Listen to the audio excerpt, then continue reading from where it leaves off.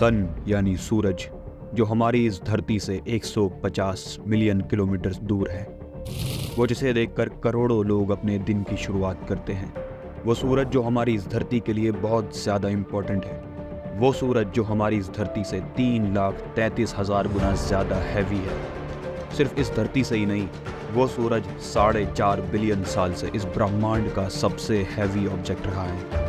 इस दुनिया के 800 करोड़ लोगों को भी यही लगता है, यहाँ तक कि नासा, जो कि इस दुनिया की सबसे बड़ी स्पेस रिसर्च ऑर्गेनाइजेशन है, उसे भी यही लगता है कि सन हमारे इस सोलर सिस्टम का सबसे हैवी ऑब्जेक्ट है। लेकिन वो करोड़ों लोग, यहाँ तक कि नासा, वो सब गलत हैं। इस सोलर सिस्टम में एक ऐसी चीज़ है जो किसी को दिखाई तो नहीं देती, लेकिन उसका बोझ उस विशाल सूरज से कई गुना ज़्यादा है। वो चीज़ हमारी इस धरती पर ही पाई जाती है। बल्कि हैरानी की बात यह है कि इस दुनिया के लाखों करोड़ों लोग उस चीज़ का बोझ अपने सर पर सालों तक ढोते हैं। वो करोड़ों लोग एक बेहतर ज़िंदगी पाने की आस में, एक अच्छा लाइफस्टाइल पाने की आस में उस चीज़ का बोझ अपने सर पर लेने को तैयार हो जाते हैं, और उस चीज़ का नाम है स्टूडेंट डेट।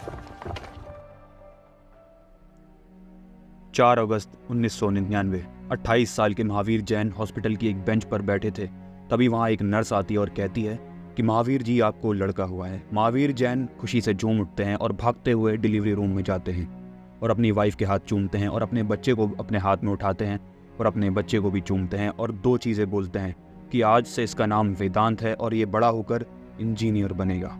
कुछ सालों बाद अपने उस सपने को पूरा करवाने के लिए महावीर जैन वेदांत का एडमिशन दिल्ली के मॉडर्न स्कूल में कराते हैं। वैसे तो महावीर जैन मिडिल क्लास थे और 35,000 की जॉब करते थे और महीने के 8 से 10,000 वेदांत की पढ़ाई पर ही खर्च हो रहे थे। जैसे जैसे करके वेदांत बड़ा हुआ, उसके स्कूल की फीस का खर्च भी बढ़ता गया। लेकिन महावीर जैन अपने आप को ये तसल्ली देते रहते हैं कि जब वेदांत की पढ़ाई पूरी हो जाएगी तो ये सब पैसे वसूल हो जाएंगे।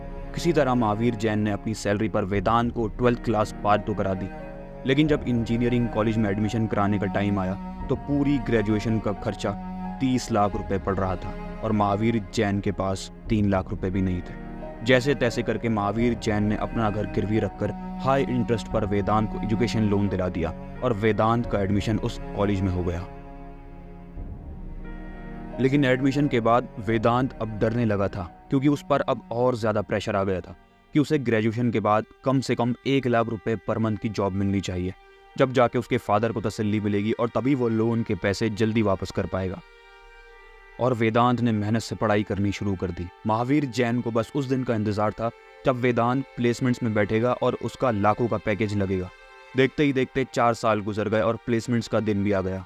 इस दिन कॉलेज में अलग अलग कंपनीज आने वाली थी, स्टूडेंट्स के इंटरव्यूज़ करके उनको जॉब ऑफर करने वाली थी। घर से निकलते वक्त महावीर जैन ने वेदांत को दही शक्कर खिलाया और मेट्रो तक छोड़ने के लिए जब अपनी कॉलोनी में गए तो अपने हर पड़ोसी को बताने लगे कि आज वेदांत का लाखों का पैकेज लगने वाला है और वेदांत महीने के लाख रुपए से ज़्यादा कमाएगा। और पड़ोसी भी सुनकर वेदांत को गुड लक कहने लगे। लेकिन वेदांत इतनी उम्मीदें देखकर डरने लगा, बल्कि वेदांत इतना ज़्यादा टेंशन में आ गया था कि उसका दिमाग चलना ही बंद हो गया था। जैसे तैसे वो कॉलेज गया और प्लेसमेंट के लिए इंटरव्यू देने बैठा। इंटरव्यू देने के बाद जब शाम को वेदांत अपने घर वापस आया तो उसने देखा कि उसके घर में उसके सारे रिश्तेदार और सारे पड़ोसी उसका बेसब्री से इंतज़ार कर रहे थे। वेदांत जैसे ही घर में एंटर हुआ तो सबने उससे सिर्फ एक ही सवाल किया कि कितने लाख का पैकेज लगा, लेकिन वेदांत ने कोई जवाब ही नहीं दिया। जब महावीर जैन ने वेदांत से हंसते हुए पूछा कि क्या हुआ, कितने का पैकेज लगा, तो वेदांत ने जवाब दिया कि उसे किसी भी कंपनी ने जॉब नहीं दी। वेदांत को पता भी नहीं था कि उसका ये जवाब उसकी ज़िंदगी को बदल देने वाला था।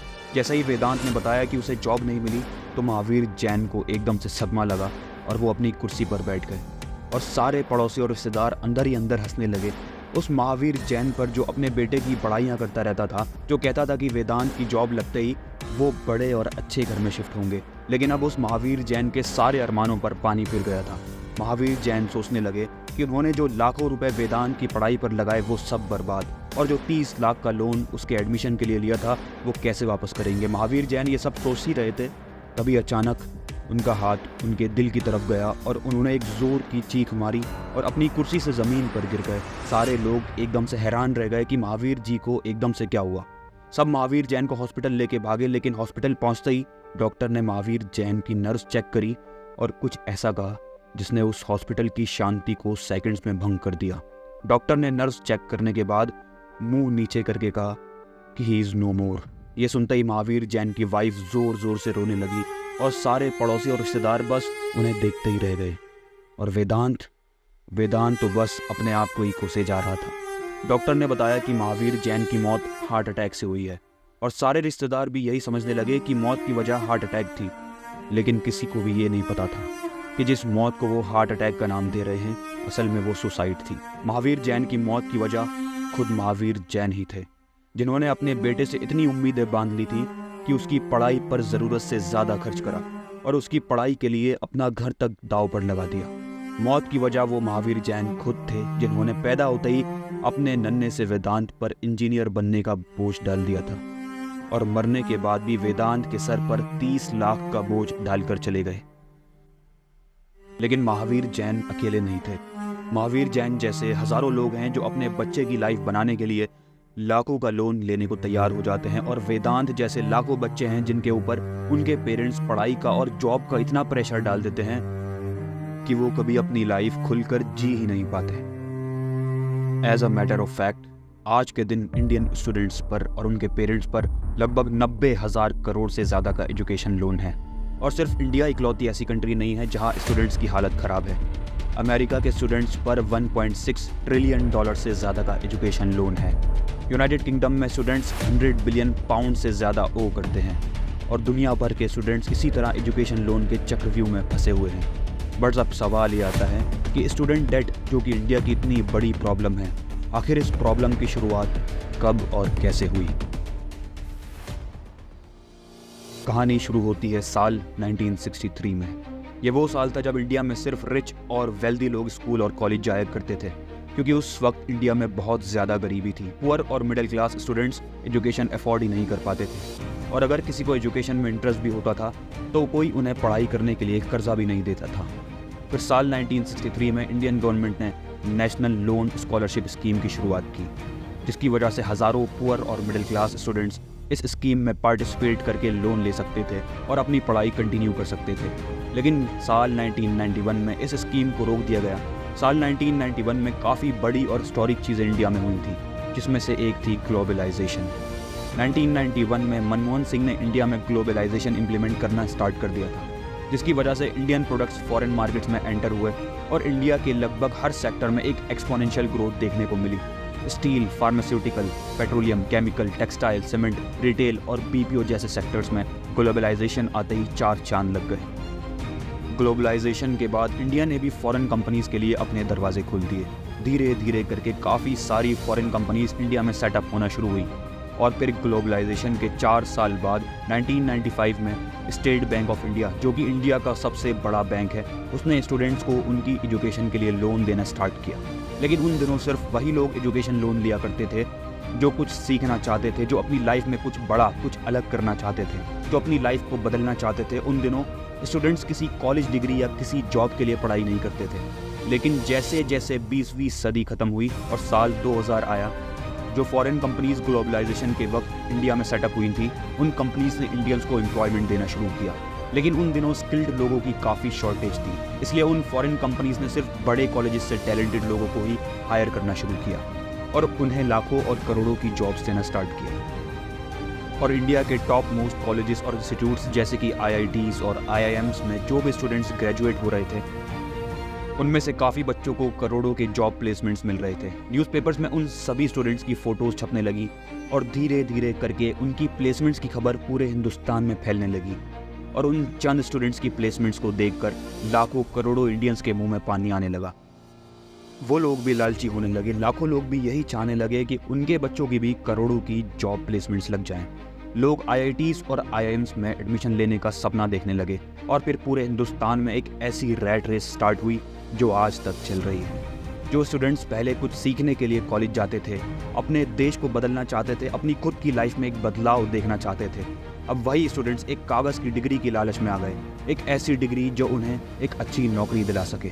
लाखों लोग उन IITs और IIMs की सीट्स के लिए कम्पीट करने लगे, लेकिन उन कॉलेजेस में सीट्स तो लिमिटेड ही थी और सिर्फ कुछ ही लोगों को उन प्रीमियम कॉलेज में एडमिशन मिला।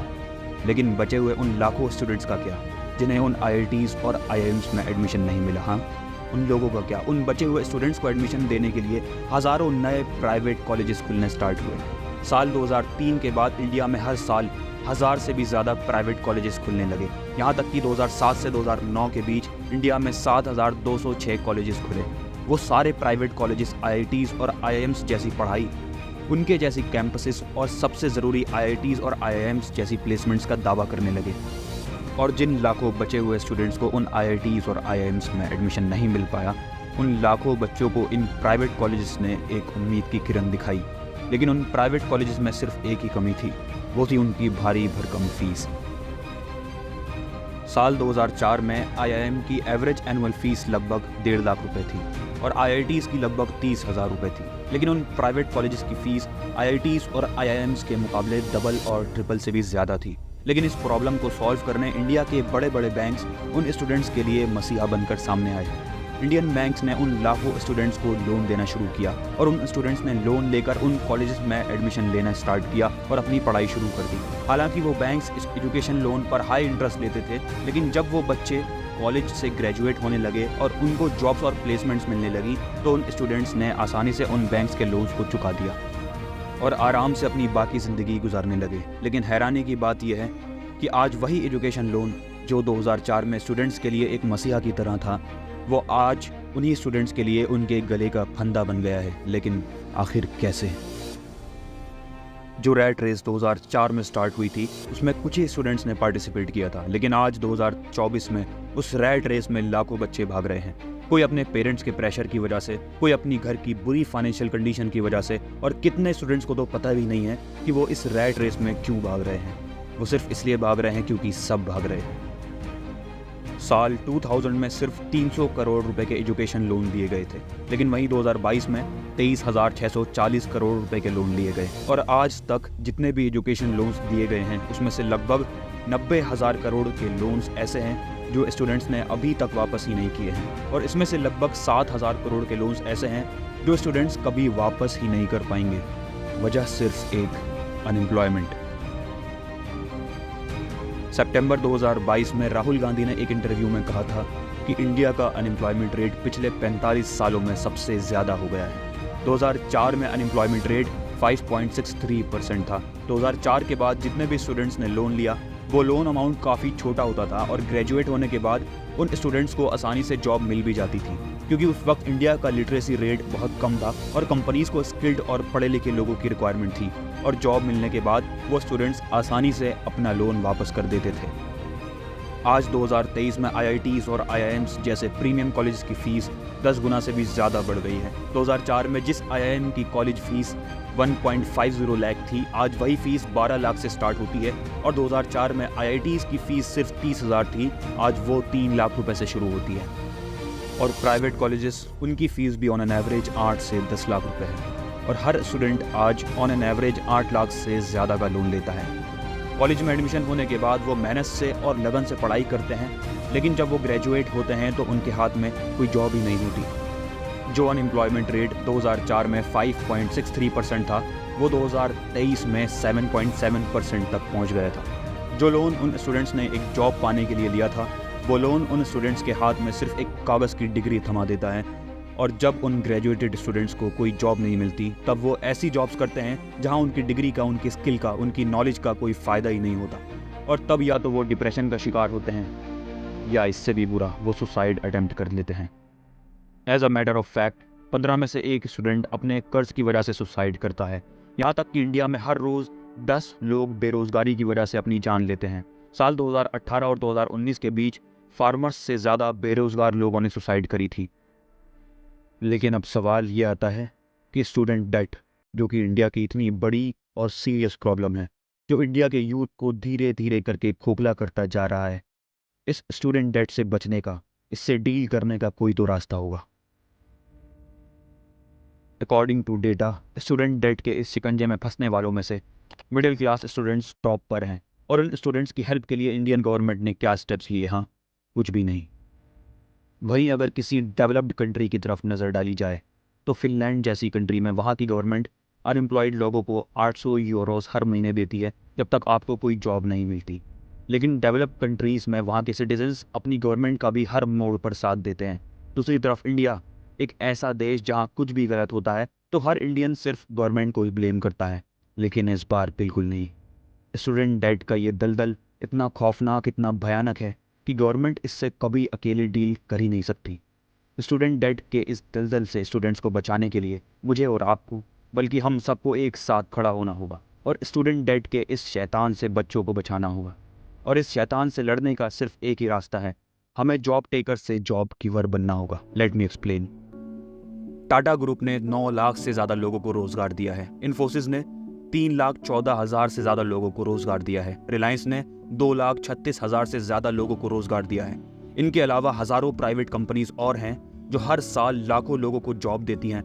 लेकिन इसके बावजूद भी आज इंडिया में लगभग 3 करोड़ से ज़्यादा लोग बेरोजगार हैं। इन 3 करोड़ लोगों में से सिर्फ 30 लाख लोग हिम्मत और साहस जुटाकर एक जॉब ढूंढने के बजाय एक बिजनेस स्टार्ट कर लें तो अनएम्प्लॉयमेंट जीरो करने के लिए उन 30 लाख लोगों को ऑन एन एवरेज 10 लोगों को जॉब देनी पड़ेगी। मान लो वो 30 लाख लोग फेल भी हो जाते हैं, लेकिन उस फेलियर की कंडीशन आज की कंडीशन से काफ़ी बेहतर होगी और धीरे धीरे करके इंडिया की कंडीशन में बदलाव आएगा और इंडियन स्टूडेंट्स जॉब ढूंढने के बजाय एक बिजनेस स्टार्ट करना ज़्यादा प्रीफर करेंगे और तभी हम आने वाले फ्यूचर जनरेशन को स्टूडेंट डेट के इस खौफनाक दलदल से बचा पाएंगे और एक नया सूरज, एक नई दुनिया दिखा पाएंगे। स्टूडेंट डेट का असल मकसद स्टूडेंट्स को एम्पावर करने का, उनको स्ट्रांग बनाने का था।